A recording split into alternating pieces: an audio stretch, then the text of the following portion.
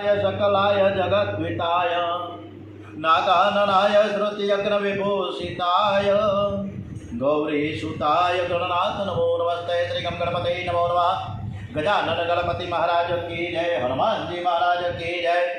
ओम श्री गायत्री माता की जय। श्री सोमनाथ महादेव की जय। ओम श्री भारत माता की जय। सौनु करो कल्याण हे दयाळु प्रभु सौनु करो कल्याण। ओम श्री द्वारिकाधीश की जय। ओम श्री रणछोड़राय जी महाराज की जय। कृष्ण कन्हैयालाल की जय। श्री डोंगरे जी महाराज की जय। श्री सुखदेव जी महाराज की जय। ओम नमो भगवते वासुदेवाय। श्री भागवत भगवान जी महाराज की जय। सरस मजानी 10મા સ્કંદમાં ડોંગરેજી મહારાજ કથા કરે છે। હવે આપણે વેણુગીત તરફ જઈએ। આજની કથા ખૂબ સરસ રીતે આપણે ભગવાનને સંભળાવી રહ્યા છીએ અને તેઓ શ્રદ્ધા સુમન સાથે આપણી પાસે શ્રદ્ધા છે તો ભગવાનને પણ ભક્તો પ્રત્યે શ્રદ્ધા છે કે મારા ભક્તો કથા કરવા બેસી ગયા છે તો હું પણ સાંભળું। તો આપણે શ્રી કૃષ્ણ પરમાત્મા સરસ મજાની કથા સાંભળે છે। આજે 20મી તારીખ છે, સપ્ટેમ્બર મહિનો, શનિવાર, અને આજે ભાદરવા વદ 14 છે। આજે એનું શ્રાદ્ધ કરવાનું છે કે જે અકસ્માતમાં ગુજરી ગયા, આકસ્મિક રીતે ગુજરી ગયા, કમોતે ગુજરી ગયા, એનું આજનું શ્રાદ્ધ છે 14નું। અને આવતીકાલે છેલ્લો દિવસ છે ભાદરવા મહિનાનો અમાસ। એટલે આજે આવતીકાલનો દિવસથી સર્વ પિતૃઓને નમન કરતા કરતા સર્વ પિતૃઓને એ પિતૃ શ્રાદ્ધ કરવા માટેનો છેલ્લો દિવસ। અને આવતીકાલે પણ સરસ મજાની સાંજે પણ કથા કરીશું।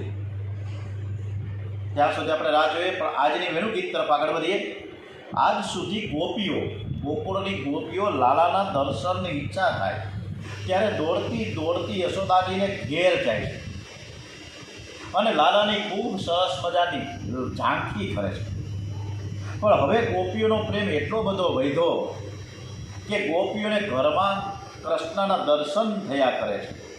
મંદિરમાં જઈને ભગવાનના દર્શન કરવા એ ખૂબ સારું, પણ એ દર્શન કરવા જાય છે ને એને સાધારણ વૈષ્ણવ કહેવાય। પરંતુ જ્યાં બેઠા હોય ત્યાં જેમને ભગવાનના દર્શન થાય એ જ સાચા વૈષ્ણવ કહેવાય। ગોપીઓને રસ્તે ચાલતા પણ કનીઓ દેખાય છે, જમનાજીના કિનારે કનીઓ દેખાય, ગોપીને ઘરમાં પણ કૃષ્ણના દર્શન થાય। શ્રી કૃષ્ણની વાંસળીનો નાદ સંભળાય। ગોપીઓનો રોજનો નિયમ છે કે ઘરનું કામ જ્યારે પૂરું થાય ત્યારે શાંતિથી બેસીને શ્રી કૃષ્ણનું ધ્યાન કરે છે, પ્રેમથી પ્રભુના નામનું કીર્તન કરે છે। ગોપીઓનું ઘરનું કામ એટલું કરે છે કે જે એટલું જ કરે કે જેટલું કર્યા વિના છૂટકો જ ના હોય એટલું જ કામ કરે। પ્રવૃત્તિ બહુ વધારશો ને અતિ પ્રવૃત્તિ અને ભક્તિ આ બેનો વિરોધ છે। પ્રવૃત્તિ એટલી જ કરો જે કર્યા વિના છૂટકો નથી। જે બોલવાની બહુ જ જરૂર છે એટલું જ બોલો, જે બોલવાની જરૂર નથી એ બોલશો નહીં। બોલવાથી ભક્તિનો વિનાશ થાય છે। જે વિચાર કરવાની જીવનમાં બહુ આવશ્યકતા છે એનો જ વિચાર કરો। જે વિચાર કરવાથી જીવનમાં બહુ લાભ નથી, ભક્તિ વધતી નથી, એવા વિચારો કરવા નહીં। ડોંગરેજી મહારાજે સ્પષ્ટ શબ્દોમાં ભક્તિ કઈ રીતે કરવી ટૂંકમાં આપણે ઘણું કહી દીધું। શ્રી કૃષ્ણ ગિરિરાજમાં વાંસળી વગાડે છે, ગોપીઓને ઘરમાં તે સંભળાય। ગોપીઓ બધી ભેગી થાય અને લાલાની વાતો કરે। અરે સખી જોતો ખરી કનીઓ કેવી સરસ વાંસળી વગાડે છે। આ વાંસળી એટલી બધી ભાગ્યશાળી છે કે આખો દિવસ એના હાથમાં જ રહે। આખો દિવસ જે શ્રી કૃષ્ણને સ્પર્શ કરે છે તેને કેવો આનંદ મળતો હશે। મેં સાંભળ્યું છે કે ભોજન કરવા બેસે છે ને ત્યારે પણ એ કેળમાં વાંસળીને બાંધીને રાખે છે। અરે સખી હું તને શું કહું, મારા બાલકૃષ્ણ લાલ પથારીમાં વાંસળી લઈને સૂઈ જાય છે અને વાંસળી વિના જરાય ઊંઘ ન આવે। જે પરમાત્માની સાથે સૂઈ જાય છે તેને કેવો આનંદ મળતો હશે। આ વાંસળી તો લાલાની રાણી છે। એણે બહુ પુણ્ય કર્યું છે, પરમાત્માએ એને અપનાવી છે, એને પરમાત્માનો નિત્ય સંયોગ છે. અરે સખી, મારે પણ પ્રભુ સાથે પરણવું છે, શ્રી કૃષ્ણ સાથે મારે એક થવું છે. ગોપીએ વાસળીને પૂછ્યું કે તે એવું શું પુણ્ય કર્યું કે તે ભગવાનને તારા વિના ગમતું નથી? ભગવાને તને અપનાવી છે, એનું કારણ શું છે? અયમ વેણુ હું કુશલમ કે આચરણ. વાસળીએ કહ્યું કે મેં બહુ તપશ્ચર્યા કરી છે, મેં બહુ દુઃખ સહન કર્યું છે. મનને શાંત રાખીને દુઃખ સહન કરો. જે દુઃખ સહન કરે ભગવાનને બહુ જ ગમે છે. સત સહન કરો, તમે પણ સુખી થશો. જે મનને શાંત રાખીને દુઃખ સહન કરે છે એ જીવ ઉપર ભગવાન જલ્દીથી કૃપા કરે છે. વાસળીએ કહ્યું કે મેં તડકો સહન કર્યો છે, મેં ઠંડી સહન કરી છે, મેં વરસાદ સહન કર્યો છે. હું તમને વધારે તો હું શું કહું? લોકોએ મારા શરીરમાં 7 કાણા પાડ્યા છે, એ મેં સહન કર્યું. મારા ભગવાનને તેથી હું ગમું છું. જે ગમ ખાય છે તે માલિકને બહુ ગમે છે. કેટલાક લોકો એવા હોય છે કે એમની જગ્યામાં જરાક કોક બેસી જાય તા તો શુંનું શું થઈ જાય અને તા તો બાધી થઈ જાય. માનવ ગમ ખાતો નથી. વાસળી કહે છે કે જે મનને શાંત રાખીને દુઃખ સહન કરે છે એને ભગવાન અપનાવે છે. મારામાં ઘણા સદગુણો છે, મારી અંદર એક પણ ગાંઠ નથી, તેથી ભગવાનને બહુ જ ગમું છું. આપણા ઉપનિષદોમાં બહુ સરસ મજાનું વર્ણન આવે છે કે વાસના છે ને એ જ ગ્રંથિ છે, ગાંઠ છે. જેની અંદર વાસનાની ગાંઠ છે એ ભગવાનને બિલકુલ ગમે નહીં. વાસળી કહે છે કે હું અંદરથી પોલી છું. જેનું હૃદય મારા જેવું પોલું છે તે પ્રભુને બહુ જ ગમે છે. આંખ બંધ કરો, છાતી ઉપર હાથ રાખીને અંદર થોડી નજર કરો કે તમારું હૈયું કેટલું પોલું છે. અંદર કંઈક કચરો તો નથી પડ્યો ને? લોકો બેસે છે ત્યારે નજર કરે છે, સાફ સૂફી કરે. આપણે જ્યાં બેસવા જાય બાકડા ઉપર ત્યારે ત્યાં કચરો તો નથી ને કે મારા કપડાં ખરાબ થઈ જાય? પણ જે હૃદયમાં ભગવાન પધારવાના છે, જે ભગવાન આપણા હૃદયમાં છે, એ હૃદયમાં ક્યાંક ખૂણે ખાચરે કચરો તો નથી પડ્યો ને?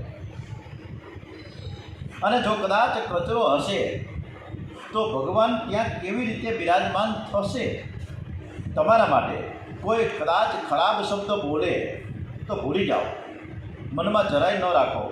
જેના મનમાં કર્કશવાળીનો કચરો છે તેમાં ભગવાન બિરાજે નહીં. માનવ જ્યારે એકલો બેસે છે ને ત્યારે મનથી વાતો કરે છે. આ સારું છે, આ ખરાબ છે, આ પ્રસંગોને સારો કર્યો કે ખરાબ કર્યો, આવી બધી ચર્ચાઓ થાય.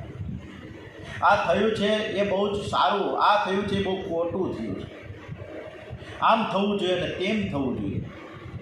માનવ એકલો બેસે છે ત્યારે પણ બોલે છે. લોકો તનને આરામ આપે છે, શરીરને આરામ આપે છે. થોડીક વાર હોઈ જાય, કલાક 1.5 કલાક એટલે શરીરને આરામ થઈ જાય. પરંતુ આ માણસ, આ જીવ એવો છે કે એને મનને આરામ આપતો નથી. મનથી એક અક્ષર પણ બોલ્યા વિના શાંતિથી બેસો.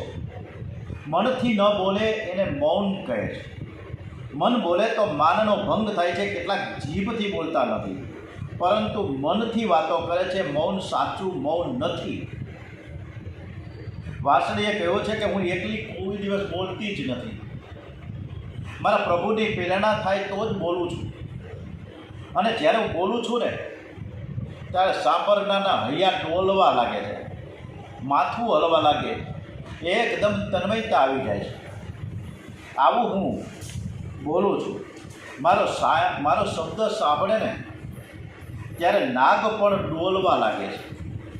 અરે એનાથી વિશેષ હું તમને કહી દઉં કે હરણ પણ તન્મય થઈને જે દોડતું હરણવાની છાની મન ઊભું રહી જાય અને વાસળી સાંભળે. નાગના ફળામાં ઝેર છે અને હરણની ડૂંટીમાં કસ્તુરી છે. સજ્જન અને દુર્જન સર્વને સુખ થાય એવું વિવેકથી બોલો તો એવું બોલો કે સાંભળનારના હૈયા ડોલવા લાગે. મધુરી વાણી ઉચ્ચારો અને વાણીમાં વિનય રાખો. કેટલાક સાચું બોલે છે પણ બહુ જોરથી ઊંચા સ્વરે બોલે છે. એ સાંભળનારને એવું લાગે કે આ મારું અપમાન કરે છે કે શું, તિરસ્કાર કરે છે કે શું. ઊંચા સ્વરથી બોલવું નહીં, ધીમેથી બોલો. સત્યમ બ્રુયાત પ્રિયમ બ્રુયાત, સાંભળનારના કાનને પ્રિય લાગે એવું સરસ બોલો. અરે એક ગોપી તો અંદર ગોપીઓની બધી ચર્ચાઓ ચાલી રહી છે.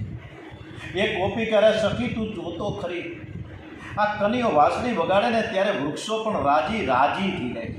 આ વૃક્ષોમાંથી મધની ધારા નીકળે છે, એવી સરસ મજાની વાંસળી વગાડે છે. હું તમને શું કહું, આ વાંસળી સાંભળતા મને ઘરમાં કામ કરવું ગમતું નથી. એક ગોપીએ કહ્યું કરે, સખી તું જો, મારો કનીઓ કદમમાં બિરાજે છે ને જ્યારે વાંસળી વગાડે છે ને ત્યારે આજુબાજુમાં રહેલી ગાયો હોય ને પાગલ બની જાય છે. તું બરાબર દર્શન કર. જ્યારે ગાયો ખડ ખાતી હોય અને મોઢામાં ખડ હોય અને લાલાએ જ્યારે વાંસળીની શરૂઆત કરી હોય વગાડવાની અને એનો અવાજ એ ગાયના કાને પહોંચે એટલે ગાય માતા છે ને ખડ ખાવાનું બંધ કરી દે છે. એને ભાન નથી રહેતું કે હું ખડ ખાઉં છું કે નહીં. આ ગાયોના અનેક નામો છે. કેટલીક ગાયોને નદીના નામ આપવામાં આવ્યા છે. ગંગા, ગોદાવરી, યમુના, કાવેરી, નર્મદા, સરયુ, આવા તો અનેક નામો રાખ્યા છે. કેટલીક ગાયોના નામ છે ને લતાઓના નામથી પણ ઓળખાય છે. કસ્તુરી ગંધા, વાસંતી, મધુમાલતી, ચંપકલતા, કેસરગંધા, કપૂરગંધા, કસ્તુરીગંધા, આવા કેસરનો રંગ અને સુગંધ જે દૂધમાંથી નીકળે છે, ગાયનું નામ છે કેસરગંધા. અને આ ગાયના દૂધમાં કેસર નાખવાની જરૂર પડતી નથી. કનીઓ વાંસળીમાંથી એક ગાયનું નામ લઈને બોલાવે છે અને જ્યારે કનીઓ નામ લઈને બોલાવે છે ત્યારે ગાયોને બહુ જ આનંદ થઈ જાય છે. મારો માલિક મને બોલાવે છે અને હુમ કરતી દોડતી જે કદમ ઉપર કાનોડો ચડીને વાંસળી વગાડતો હોય ત્યાં આજુબાજુ ઊભી રહી જાય છે. ગાયોની જેવી દશા થાય છે એવી જ દશા એના વાછરડાઓની થાય છે. એ સ્તનપાન કરે છે અને મોઢામાં દૂધ હોય છે. પણ લાલાની વાંસળી સાંભળતા એને એવો આનંદ થઈ જાય કે મોઢામાંના દૂધને ગળેથી ઉતારી જવાનું કે પી જવાનું એને ભાન નથી રહેતું. એ એમના મુખમાંથી દૂધની ધારા વહે છે. એક ગોપી કહે છે કે અરે સખી, ગાયોનો પ્રેમ હોય એ તો ઠીક, વૃંદાવનના પક્ષીઓને પણ એટલો બધો પ્રેમ ઊભો થાય છે કે વાત કરોમાં. આ વૃંદાવનના પક્ષીઓ મારા કરતાં પણ શ્રેષ્ઠ છે. તું જોતો ખરી. અરે સખી તું જુઓ, કેટલાક પક્ષીઓ એવા છે કે એને તરસ લાગે છે. યમુનાજીના કિનારે છે, ઝાડવા ઉપર બેઠા છે, સામે જમુનાજીનું પાણી છે, પણ પાણી પીવા માટે નીચે ઉતરી શકતા નથી, કારણ કે એને તલીન થાય છે. કાનોડાની વાંસળીની સાંભળવામાં તલીન થઈ જાય છે. ગોપીઓ પૂછ્યું કે તરસ લાગે છે તો જમુનાજીના કિનારે જ છે, ઝાડ ઉપર જ રહે છે, છતાં પણ એ જલપાન કેમ કરતા નથી? ત્યારે હું તને એક વખત બતાવું, તું મારા ભેગી આવજે. અને જે જમુનાજીના કિનારે ને જે વૃક્ષ ઉપર પક્ષીઓ બેઠા હોય છે ને ત્યારે એ વાંસળીમાંથી જે અવાજ આવે છે, રાધે કૃષ્ણ, રાધે કૃષ્ણ, રાધે કૃષ્ણ, રાધે કૃષ્ણ. અને આ પક્ષીઓ જે ઝાડ ઉપર બેઠા હોય ને તલીન થઈ જાય છે સાંભળવામાં. એને ઝાડના એક પાનમાં શ્રી કૃષ્ણના દર્શન થાય છે, રાધે કૃષ્ણના દર્શન થાય. અને એ દર્શનમાં એવો આનંદ આવે છે કે એ આનંદ છોડીને પાણી પીવા શું કામ જવું? એને ભૂખ અને તરસ લાગતા નથી. જ્યારે રાધે કૃષ્ણ સાંભળતા પક્ષીઓ જલપાન કરવા નીચેથી ઉતરતા, ત્યારે જ્યારે સાચા વૈષ્ણવ રહીને જ્યારે શ્રી કૃષ્ણનો વિયોગ થાય ત્યારે એ વૈષ્ણવ પણ બેબાકડો બની જાય છે કે મારો કનૈયો મારી યાર બોલતો નથી, મારા કનૈયાને જોવો છે, મારા કનૈયાના દર્શન કરવા છે. અને તરત ઠાકોરજીના દર્શન કરવા માટે, શ્રીનાથજી બાબાશ્રીના દર્શન કરવા માટે વૈષ્ણવ રોજ સવારે વહેલા મંગલા આરતી કરવા પહોંચી જાય. યશોદાજીને એવો આશ્ચર્ય થાય છે કે કૃષ્ણ કનૈયાનો એવો કોણ મિત્ર છે કે જે કોઈ દિવસ આપણા ઘેર આવતો નથી પરંતુ કાનુડાની સાથે ને સાથે રહે છે. ત્યારે ગોપીએ યશોદામાને કીધું, માં, આ મેઘરાજા છે ને એ લાલાનું ખાસ મિત્ર છે. મેઘરાજા એવું માને છે કે મારો રંગ અને લાલાનો રંગ એક જ સરખો છે. માં, મેં અનેક વાર જોયું છે કે ભલે તડકો પડે પણ મારો કનિયો ગાયોને લઈને જ્યાં બિરાજે એટલી જગ્યામાં છાંયો થઈ જાય. લાલાને ગરમીનો જરાય પરિશ્રમ ન થાય. એનો આ મેઘો ખૂબ જ કાળજી રાખે છે. માં, કનિયો ચાલવા લાગે ને તો આકાશમાં મેઘો પણ ચાલવા લાગે. તમારો કનિયો બધાને વહાલો લાગે છે. બધા તમારા લાલાને સાચવે છે. બધા લાલાની સેવા કરે છે. યશોદાજી કહે, અરે સખી, તું કહે છે કે મેઘરાજ છાંયો કરતાં ચાલે ઠીક છે, પણ લાલાના પગમાં જોડાતો નથી ને. એ લાલાના પગને ત્રાસ તો થતો જ હશે ને. એને કાંટાને કાંકરા તો વાગતા હશે ને. ત્યારે બીજી ગોપી કે, માં, જરાય એને કાંઈ કાંટાને કાંકરાય ન લાગે, એને જરાય ત્રાસ થતો નથી. તો કે કેમ? અરે આ ગિરિરાજ છે ને, એ કનિયો જ્યાં ચરણ પધરાવે અને ત્યાં એ મુલાયમ થઈ જાય, માખણ જેવા કોમળ બની જાય. શ્રી કૃષ્ણ ચરણ સ્પર્શનો એવો એનો આનંદ થાય છે. એ જાણે છે કે લાલાના ચરણ અતિ કોમળ છે. લાલાને જરાય પરિશ્રમ ન થાય એની બહુ કાળજી રાખે છે. અતિ કોમળ બની જાય છે. અને કોમળતામાં લાલાના ચરણ પડે તો પણ કોઈ પ્રકારનું કષ્ટ લાલાને થતું નથી. લાલાની વાંસળી સાંભળ્યા પછી ગિરિરાજ મહારાજને અતિશય આનંદ થાય. અતિ આનંદમાં ગિરિરાજ મહારાજ ફૂલાઈ જાય છે. અને તેથી બધા જ જે ખાડાઓ પડ્યા હોય ને એ ખાડાઓ પૂરાઈ જાય છે. આટલી બધી સરસ શ્રી કૃષ્ણ ભગવાનની વાંસળીમાં બધા તન્મય થાય છે. અને લાલાની વાતો કરતાં કરતાં ગોપીઓ ધરાતી નથી. સતત ને સતત મારો લાલો આમ છે ને મારો લાલો તેમ છે. ગોપીઓને સમાધિ લાગી ગઈ છે. ગંગા કિનારે સંત સમાજમાં સુખદેવજી મહારાજ ગોપીઓના વખાણ કરે છે. મોટા મોટા યોગીઓ પ્રાણાયામને પ્રત્યાહાર કરે ત્યારે મન શાંત થાય છે. ગોપી તો ઉઘાડી આંખે નાક પકડ્યા વિના લાલાની વાતો કરતાં કરતાં જગતને ભૂલી જાય છે.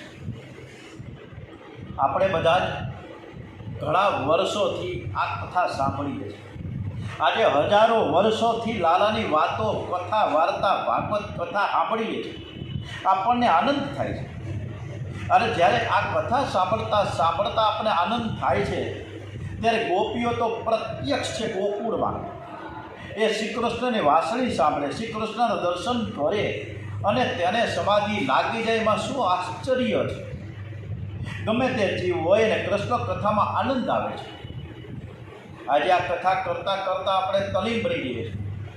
1 કલાકની કથામાં ખબર નથી પડતી કોણ આવે છે કોણ જાય છે, આજુબાજુ શું ચાલી રહ્યો છે આપણે ભૂલી જાય છે.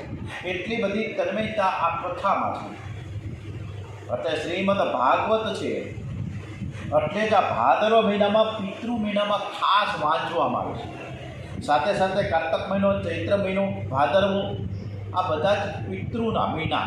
અને એમાં આપણે સરસ મજાની જો ભાગવત થાય ઘરે તો ખૂબ જ આનંદ આવે. રોજ કથા આપણે સાંભળીએ, રોજ કથા વાંચીએ. શ્રી કૃષ્ણ બિરાજતા હતા ને ત્યારે પરમાત્માએ જે દિવ્ય શક્તિ પ્રગટ કરી એ જ દિવ્ય શક્તિ શ્રી કૃષ્ણ ભગવાનને આ કથા શ્રીમદ ભાગવતમાં મૂકી છે. પરમાત્મા પાસે જવું હોય એ સંસારનો સંબંધ મનથી છોડવો જ પડશે. જીવ જગતનો નથી. આપણે માનીએ છીએ કે આપણે જગતના છીએ. આ જીવ છે જગતનો નથી, પરંતુ ઈશ્વરનો છે, પ્રભુનો છે, પરમાત્માનો છે. એટલે હર હંમેશ આપણે પ્રભુના થઈને રહીએ કે તું મારો છે ને તું અને અમે તમારા છીએ. હવે ગોવર્ધન લીલાનો સરસ મજાને આરંભ થાય છે. ગોવર્ધન લીલા અતિ અતિ મધુરી લીલા છે. ગોવર્ધન લીલા પછી રાસલીલા આવે. જ્ઞાન અને ભક્તિ જ્યારે અતિશય વધે છે ત્યારે દેહાધ્યાસ એટલે શરીરનું ભાન નથી રહેતું, દેહાધ્યાસ છૂટે અને ત્યારે રાસલીલામાં પ્રવેશ મળે છે. અને એ રાસલીલામાં પ્રવેશ મેળવવા માટે શંકર ભગવાનને નરસિંહ મહેતાએ કીધું કે તમારે જે કંઈ મને આપવું હોય તો બધુંય મારે કાંઈ જોતું નથી, મારે કૃષ્ણ ભગવાનની રાસલીલા જોવા માટે મને તમે લઈને જાઓ. નરસિંહ મહેતા ને શંકર દાદા છે ને નિધિ બનવા લઈ આવ્યા અને એવો સરસ મજાની રાસલીલામાં તન્મય ત્યાં મહેતા હાથ હળગવા લાગ્યો, ખબર ના પડી. આ ભક્તિ છે, આ એક શ્રદ્ધા છે, આ એક વિશ્વાસ છે ભગવાનના પ્રત્યે. આપણા શાસ્ત્રોમાં લખ્યું છે કે ગ્રહસ્થ 12 માસ ઘરમાં રહે એ સારું નથી. એકાદ મહિનો ઘર છોડીને ગંગા કિનારે, યમુનાના કિનારે કોઈ પવિત્ર તીર્થમાં રહીને શુદ્ધ થાવ. ગ્રહસ્થનું ઘર એ ભોગ ભૂમિ છે. ગ્રહસ્થના ઘરમાં કામના પરમાણુઓ ફરે છે. કામના પરમાણુઓ મનને બગાડે છે ને તેથી ઘરમાં ભક્તિ વધે નહીં. ભક્તિ છે ને ત્યાં આપણા ઘરમાં કુંઠિત થઈ જાય, ડેવલપ ન થાય. ગ્રહસ્થનો ધર્મ છે કે 12 મહિનામાં એકાદ 2 મહિના પણ કોઈ તીર્થમાં રહેવું, સાત્વિક પવિત્ર જીવન ગાળવું. એવી કોઈ સાત્વિક ભૂમિ શોધી કાઢો તે ત્યાં જઈને રહેજો. એકાંતમાં બેસીને સરસ મજાની સાધના કરજો, ધ્યાન કરો, સાધના કરો. ત્યારે પ્રવૃત્તિનો વિષયાનંદ છોડીને નિવૃત્તિમાં એકાંતમાં બેસી જે ભક્તિ કરીને એ જ ભક્તિ એની વધે. કેટલાકને ભગવાનના દર્શનની ઈચ્છા તો ખૂબ હોય પણ સાંસારિક પ્રવૃત્તિ છોડવાની ઈચ્છા થતી નથી. કેટલાક એવું સમજે છે કે સંસારનું સુખ ભોગવતા જ ભગવાન મળી જાય તો સારું. આ અશક્ય છે. ભગવાનને માટે લૌકિક સુખનો ત્યાગ કરવો પડે. પ્રવૃત્તિ છોડીને એકાંતમાં બેસો, હું અને મારા ભગવાન, અને મારા ભગવાન અને હું, બસ બીજું કોઈ નહીં. એકાંતમાં બેસીને સાધના કરો. એક ગૃહસ્થને ઘેર 2 દીકરીઓ હતી અને અહીંયા કુંભારવાડામાં એ ગૃહસ્થ રહેતા. એ કુંભારનો 2 દીકરીઓ, એ 2 દીકરીઓએ એને પરણાવી. એ ગૃહસ્થ છે. એક દીકરી ખેડૂતને આપી કે જેને 25 વીઘા જમીન હતી અને બીજી જે દીકરી છે એ કુંભારના ઘરે કે જે સરસ મજાના માટલા બનાવતા હતા. કુંભારનો મોટો બિઝનેસ મૂળ ધંધો તો એ જ છે કે માટલા બનાવવા. એટલે બંને દીકરીઓ ગામમાં ને ગામમાં જ હતી. એક હતી બાજુના વડાલ ગામમાં અને બીજી હતી સાપુર ગામે. આ બંને દીકરીઓ આજુબાજુમાં જ હતી અને આ ગ્રસ્ત જૂનાગઢમાં કુંભારવાડામાં રહેતા હતા. હવે એક વખત એને વિચાર થયો બાપને કે ચાલો હું બંને દીકરીને મળવા જાઉં ક્રમશઃ. અત્યારનો સમય ચાલુ રહ્યો તો સપ્ટેમ્બર મહિનો. આ સપ્ટેમ્બર મહિનાની 15મી તારીખે એ દીકરીને ઘરે ગયા વડાલ. એ વડાલ ગામે 25 વીઘા જે ખાતેદાર ખેડૂતની એ જે વહુ અને જે આ ભાઈ આ ગ્રસ્થ એની દીકરી, એને ખબર અંતર પૂછવા માટે ગયા. પૂછ્યું દીકરી કેમ છે? બધું હાઈ ક્લાસ છે, બહુ આનંદ છે, બહુ સુખી છે, કાંઈ તકલીફ નથી. હું મારી સાસુ સસરાની ખૂબ સેવા કરું છું. હું મારા નણંદ ભોજાઈની બધાની સેવા કરું છું. મને બહુ આનંદ છે. અમે બધા જ સંયુક્ત કુટુંબમાં જ રહીએ છીએ. અમારું રસોડું ભેગું જ છે, ક્યાંય જુદાઈ છે જ નહીં. સંકલન અને સંગઠન જો અમારા વડાલ ગામે હોય તો અમારું એક જ ખોરડું છે. બહુ આનંદ આવી ગયો ગૃહસ્થને. બાપને આંખમાંથી આંસુ આવી ગયા કે બહુ સરસ આ વાત તમારે કેવી દીકરી કે તારે ખરેખર સુખી છે ને? હા, પણ એક બાપ તરીકે હું તમને કહું, તમે મારા પિતાશ્રી છો, તમે કંઈક એવા આશીર્વાદ આપો ને. તો કે હું કે અત્યારે અમે વાવેતર જે કર્યું છે એમાં સરસ મજાનું અત્યારે ભલે સપ્ટેમ્બર મહિનો જે ઝાપટું આવી જાય ને તો સરસ મજાના અમારે પાણી પવાઈ જાય. એટલે એ દીકરીએ બાપ પાસે આશીર્વાદ માંગ્યા કે હમણાં થોડો વરસાદ પડી જાય તો સારું. કાંઈ વાંધો નહીં, હું આશીર્વાદ આપીશ, પણ અત્યારે હું ઘરે જઈને મારે પૂજા સ્થાને બેસીશ ને પછી હું ભગવાનને વિનંતી કરીશ વરુણ દેવતાને કે હે વરુણ દેવતા, મારી દીકરી વડાલ ગામે રહીએ છે, ત્યાં તમે વરસાદ વરસાવજો. એમ કહીને બીજે દિવસે એટલે કે 16મી તારીખે સપ્ટેમ્બર મહિનો ચાલે છે અને 16મી તારીખે પહોંચ્યા સાપુર ગામે. બાજુમાં જ સાપુર છે. એ સાપુર ગામે કુંભારના ઘરે ગયા એ દીકરીને પણ પૂછ્યું કે દીકરી કેમ છે, કે બહુ સરસ છે, બધું જ આનંદ મંગલ છે, તમારા આશીર્વાદ છે, અને અમે બધા જ સંયુક્ત કુટુંબમાં જ રહીએ છીએ, અને હું મારા સાસુ સસરાની બધાની સેવા કરું છું, અને એ પણ મને માન મર્તબાથી જુએ છે. તો કોઈ દુઃખ તો નથી ને? કે ના ના, કાંઈ દુઃખ નથી, પણ એક વાત તમને કરી દઉં, તમને એક આશીર્વાદ આપી દો ને. તો કે શું? અત્યારે નિંબાળામાં એટલા બધા સરસ મજાના માટલા ગોઠવા છે, તાપ કર્યો છે, આ નિંબાળામાં માટલા પાકી જાય ને, તાપ બરોબર થઈ જાય ને, ત્યાં સુધીમાં 7-8 દિવસ સુધી વરસાદ ન પડે એવા તમે મને આશીર્વાદ આપો. ભગવાનને, વરુણ દેવતાને તમે એવી પ્રાર્થના કરો. બાપની ચિંતા અને બાપની દશા કેવી હશે? એક પરથી ચિંતા છે કે આ બાજુ વરસાદ પડે તો આ બાજુ વરસાદ ન પડે, એવી પ્રાર્થના મારે કરવાની. આ બાપની દશા કેવી હશે? વરસાદ પડે તો કુંભારના ઘેર જે કન્યા આપી છે દુઃખી થાય, અને જો વરસાદ ન પડે તો ખેડૂતને ઘેર જે દીકરી આપી છે વડાલ ગામે એ દુઃખી થશે. બંને કન્યાઓ સુખી થવાની નથી, એક તો દુઃખી થવાની જ છે. ક્યાંક તો વરસાદ પડશે. બહુ સરસ મજાની આ ડોંગરેજી મહારાજે વાત કરી, એમાં ખ્યાલ આવે કે આપણી જ કથા ચાલી રહી છે. આ જીવને 2 કન્યાઓ છે, આપણે બધાને 2 કન્યાઓ છે. એકનું નામ છે નિવૃત્તિ અને બીજી દીકરીનું નામ છે પ્રવૃત્તિ. આ બંને કન્યાઓ એક દિવસ તો કોઈ એકી સાથે તો દુઃખી થવાની નથી. બેમાંથી એક તો દુઃખી થવાની જ છે. પ્રવૃત્તિમાં વિષયાનંદ છે તો નિવૃત્તિમાં ભજનાનંદ છે. જીવ બંને આનંદ લેવા જાય છે, એને વિષયાનંદ છોડવો નથી અને ભજનાનંદ લેવો છે. પરિણામે હાથમાં કંઈ આવતું નથી. વિષયાનંદ છોડવો જ પડશે. મનને સમજાવીને વિષયોમાંથી હટાવવું પડશે. પ્રવૃત્તિનો વિષયાનંદ છોડવો અને સમજીને પ્રવૃત્તિ છોડવાની જરૂર છે. તો આપણે સરસ મજાનો વિષયાનંદ છોડશું ને તો ભજનાનંદ પામી શકીશું. બાકી કેમ પામી શકાય? ન પામી શકાય. કેટલાક લોકો પ્રવૃત્તિ કરે છે, પરંતુ જ્યારે ભગવાનની સાથે તન્મયતામાં એકાગ્ર થાય ત્યારે પ્રવૃત્તિ ધીમે ધીમે ધીમે ધીમે ધીમે છોડવી પડે. જ્યારે બીપી વધી જાય, બાયપાસ થાય, સ્ટેન્ડ મુકાવવા પડે, અને ત્યારે ડૉક્ટરો આપણે એમ કહે કે હવે બધી પ્રવૃત્તિ તમે જે કાંઈ ધંધો બિઝનેસ લઈને બેઠા છો બંધ કરી દો, અને ત્યારે ડૉક્ટરના કહેવાથી આપણે પ્રવૃત્તિ છોડીએ એનો કોઈ અર્થ નથી.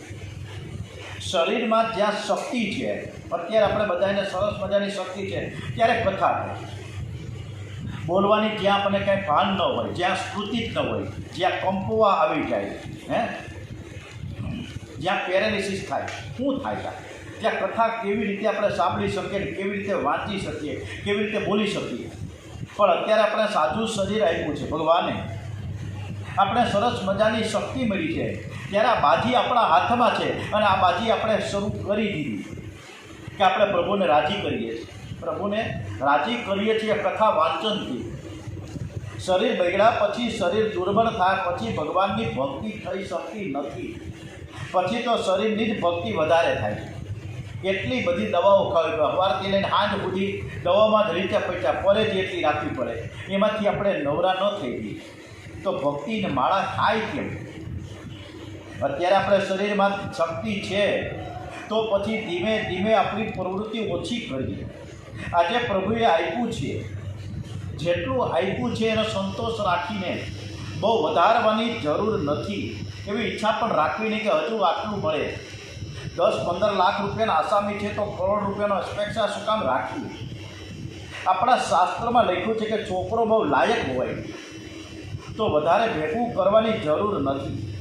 છોકરો લાયક છે એટલે એ ભૂખો રહેવાનો નથી, અને આપણને પણ ભૂખા નહીં રાખે. આપણા સંસ્કારો છે એની સાથે, એ કમાઈને ખાશે ને આપણને ખવડાવશે. છોકરો લાયક હોય તો બધું જ. હવે બહુ જાજુ ભેગું કરવું નહીં, પ્રવૃત્તિ બંધ કરી. અને કદાચ છોકરો નાલાયક હોય તો પણ બહુ ભેગું કરવું નહીં, કારણ કે આ છોકરો નાલાયક છે. આપણે ભેગું કરીશું ઉડાડી નાખશે, દેણા કરશે અને દેવાળું કાઢશે. આપણે દુઃખી થશું, એ દુઃખી થશે, પરિવાર દુઃખી થશે. તો શું કામ આપણે આપણી ભક્તિ વધારતા ધીમે ધીમે પ્રવૃત્તિ ઓછી કરતા વિષયાનંદ છોડતા ભજનાનંદ તરફ વળીએ. ઓમ શ્રી કૃષ્ણ કનૈયાલાલ કી જય. ઓમ શ્રી બાલકૃષ્ણલાલ કી જય. ઓમ નમો ભગવતે વાસુદેવાય. શ્રી ભાગવત ભગવાનજી મહારાજ કી જય. ઓમ શ્રી ભારત માતા કી જય. ઓમ નમો ભગવતે વાસુદેવાય. ઓમ નમઃ પાર્વતી પતય. હર હર